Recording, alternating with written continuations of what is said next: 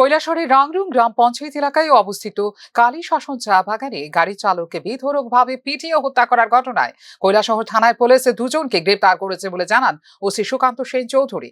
গত ৩রা জুন মঙ্গলবার দুপুরে কৈলাসহরের রাংরুং গ্রাম পঞ্চায়েত এলাকার কালী শাসন চা বাগানে বেপরোয়াভাবে ওয়াগনের গাড়ি চালিয়ে এক চা বাগান শ্রমিক লগেন উরাংকে ধাক্কা আহত করে গুরুতরভাবে। পরবর্তী সময়ে গাড়ি চালক প্রদীপ দাসকে পিটিয়ে হত্যা করে গ্রামবাসীরা। গতকালকে মোট 3 জনকে আমরা উঠিয়েছিলাম এই কেসের নিরিখে। আমাদের কাছে কিছু পয়েন্ট আসছিল, তো আমরা ওদেরকে ইন্টারোগেশন করে ওদের মধ্যে থেকে 2 জনকে আমরা কেসে বুক করেছি। তো এই বিষয় নিয়ে এলাকায় চা শ্রমিকদের মধ্যে একটা মিসআন্ডারস্ট্যান্ডিং হয়েছে, চা শ্রমিক ভার্সেস বাগান কর্তৃপক্ষ।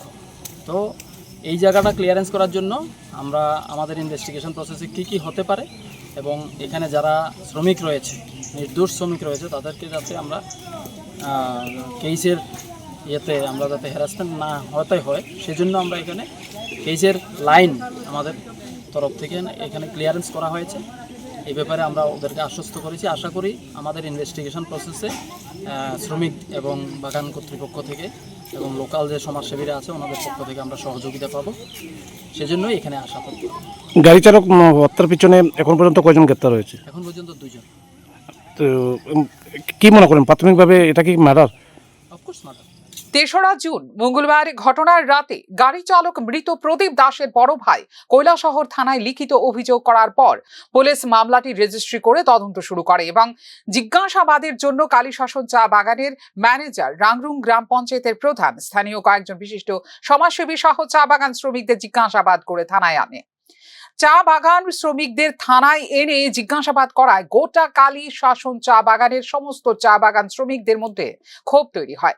এই ক্ষোভের ফলে শ্রমিক এবং চা বাগানের মালিক কর্তৃপক্ষের মধ্যে শুরু হয় ভুল বোঝাবুঝি। খবর পেয়ে বৃহস্পতিবার বিকেলে কালী শাসন চা বাগানে গিয়ে বাগানের সকল শ্রমিকদের সাথে এক বৈঠক করেন কৈলাসহর থানার ওসি সুকান্ত সেন চৌধুরী। গ্রেপ্তার হওয়া 2 চা বাগান শ্রমিককে 5 জুন বৃহস্পতিবার বিকেলে কৈলাসহর আদালতে প্রেরণ করেছে পুলিশ। এই মামলায় গ্রেপ্তার হবার সম্ভাবনা রয়েছে আরো কয়েকজন অভিযুক্তের। ফিউরো রিপোর্ট, নিউজ নাও।